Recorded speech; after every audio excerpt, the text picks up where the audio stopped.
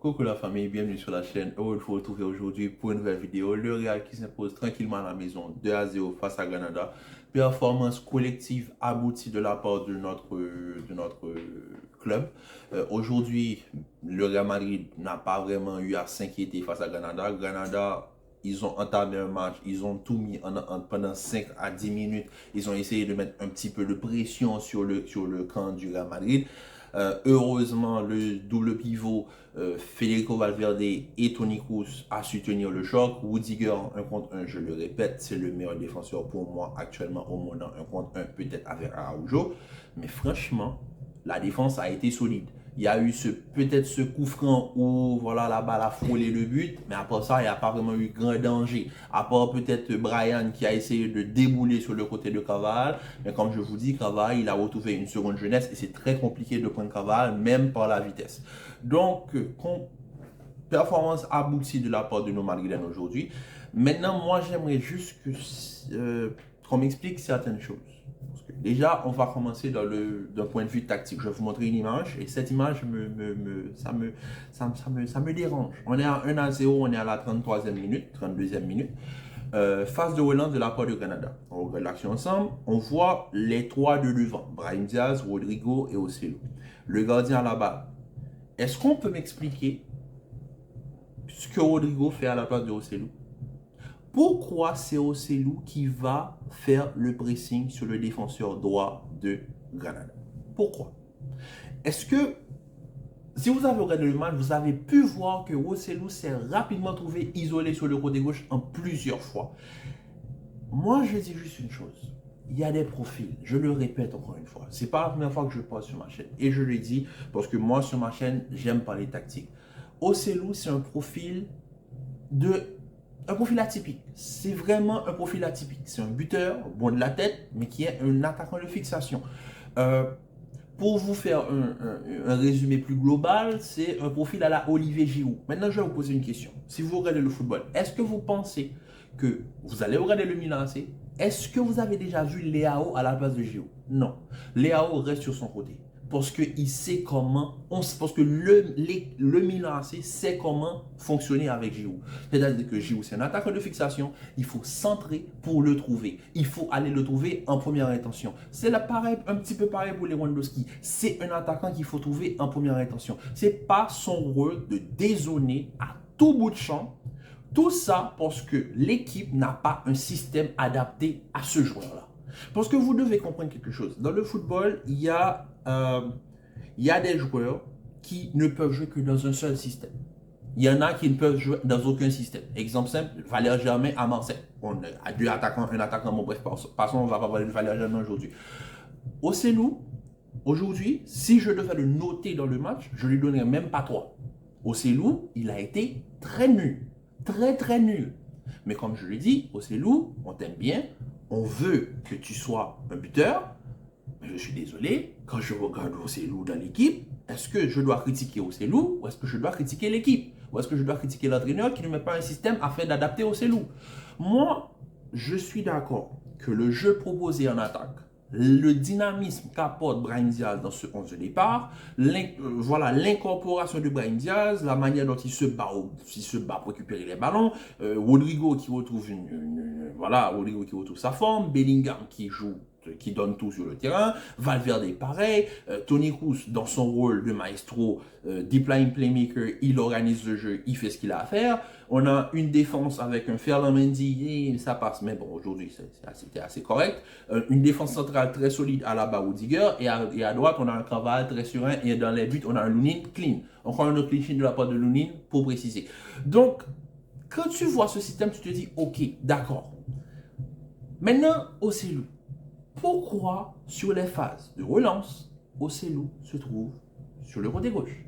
Pourquoi dans les phases d'attaque, pourquoi dans les phases où le jeu est en train de s'organiser, je retrouve Ocelo sur le côté de Mendy? Est-ce que c'est normal? Non, c'est pas normal. Donc moi, je suis désolé, je suis d'accord que le Real produit un beau jeu, mais il faut un système pour instaurer et incorporer Ocelo. Sinon, ça ne va pas le faire. Sinon, ça ne ferait aucun sens de le garder, en fait. Parce qu'on n'a pas le système pour. Le joueur, il y a quelque chose qu'on doit comprendre. Et c'est la même chose par rapport avec Haaland à City.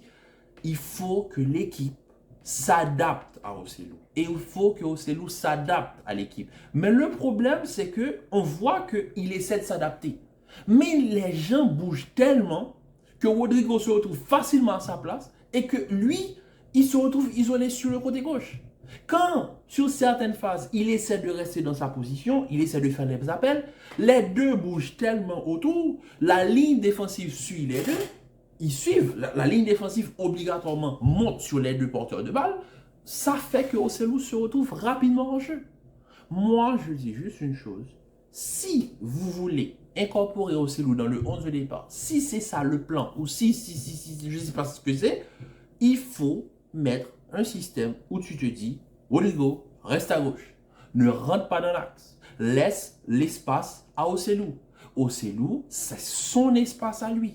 Est-ce que, pour ceux qui connaissent le Real des années 2000, est-ce que quand on avait Van Nistelrooy, est-ce que vous avez déjà vu Raoul ou quiconque empiéter sur le territoire de Van Nistelrooy?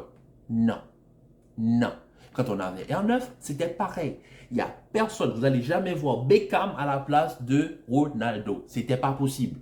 Parce que c'était son espace. C'est son espace. Il maîtrise son espace. Quand vous regardez le Milan AC, est-ce que vous voyez Léao à la place de Giroud?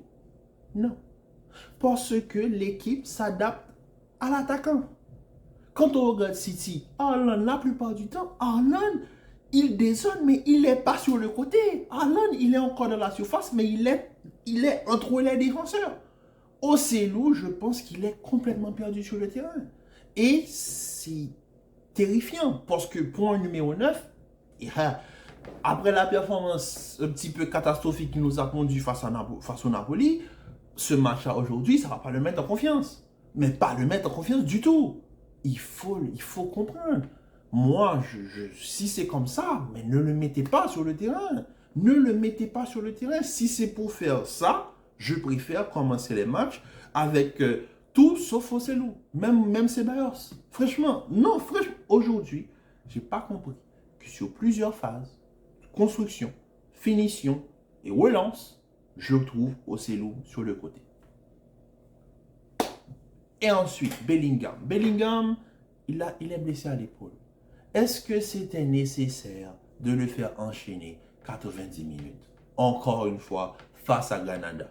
Est-ce nécessaire? Non. Non. À 2-0, je m'attends à ce que Bellingham sorte. Mais non. Bellingham continue le match. Face au Napoli, c'était pareil. Même si face au Napoli, c'est haute circonstance, c'est la Ligue des Champions, je peux comprendre. Mais là, c'est Granada. On voit très bien que Granada, ils essaient même pas de contre-attaquer. Tu te dis, tu mènes 2-0, tranquille. Fais rentrer Nico Paz, fais rentrer Ceballos. Et je sais pas, fais quelque chose. Mais non, on continue. Sachant que le joueur doit se faire opérer. On ne connaît même pas encore la date de son opération. Et on continue à forcer à jouer avec un joueur qui joue sous des béquilles. Moi, on va penser que je suis rabat-joie. C'est pas être rabat-joie. C'est juste que je peux être content de la performance collective de ce que j'ai vu. Aujourd'hui, j'ai vu ce que je voulais voir. Un Toni Kroos, la passe de Toni Kroos pour Brahim Diaz, c'est de l'art. Certaines personnes vont voir ça et vont se dire, oh, c'est juste une passe. Mais non, le tempo capable de capter en quelques secondes la course de Brahim Diaz et doser la balle dans le bon tempo pour que Brahim Diaz ne rate pas son contrôle, c'est de l'art. Le but de Rodrigo, pareil. Passe, je ne sais pas, Bellingham la balle rebondit sur le gardien, va à droite et Rodrigo qui met une menace un petit peu à la Zamboanguissa comme ils ont fait mercredi. Mais vraiment, la performance collective, elle est aboutie. En défense, on a un Rudiger qui est impassable, Alaba qui retrouve de bonnes sensations, Lunin qui est en confiance, Ferland Mendy, ça passe aujourd'hui. Carvalho aujourd'hui, il a fait une bonne première mi-temps, il est sorti à la mi-temps, on ne sait pas pourquoi. Vasquez qui rentre, mais bon, Vasquez, c'est pas un latéral, donc je ne vais pas critiquer un joueur qui ne joue pas à son poste. Ceballos qui rentre, il apporte ce qu'il peut apporter, pareil, énormément de coffres. Valverde qui joue un bon match aussi, Nico Paz qui fait une bonne rentrée, on a aussi vu le petit Gonzalo Garcia qui fait son entrée aujourd'hui, ça fait plaisir, mais il y a des joueurs qui doivent se reposer. Si tu vois que tu gagnes un match 2-0, Bellingham, assieds-toi. Tu dois te reposer. Vous avez vu sa première période? Sa première période n'est pas bonne. Sa première période n'est pas bonne du tout.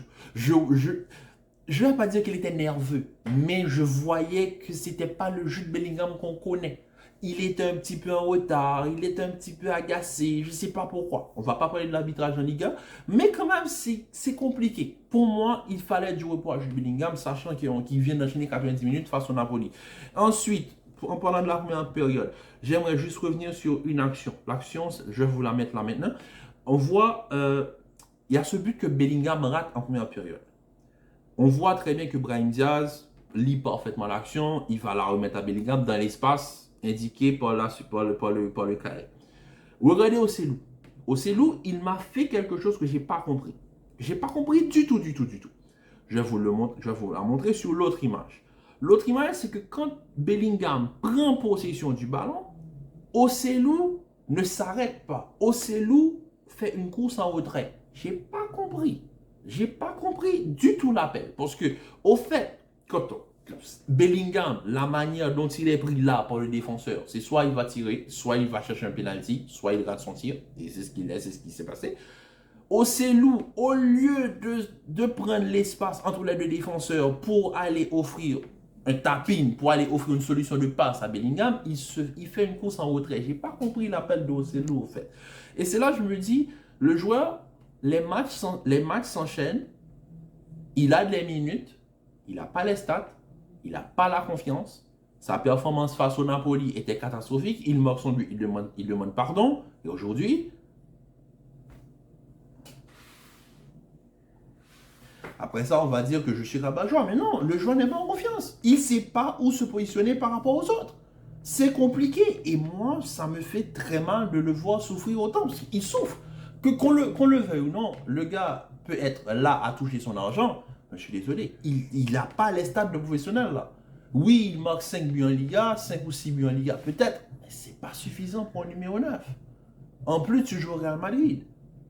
Il te faut des stats. Et là, il n'a pas les stats, il n'a pas la confiance. Et je pense que ça va aller de mal en pire. Parce que les joueurs ne s'adaptent.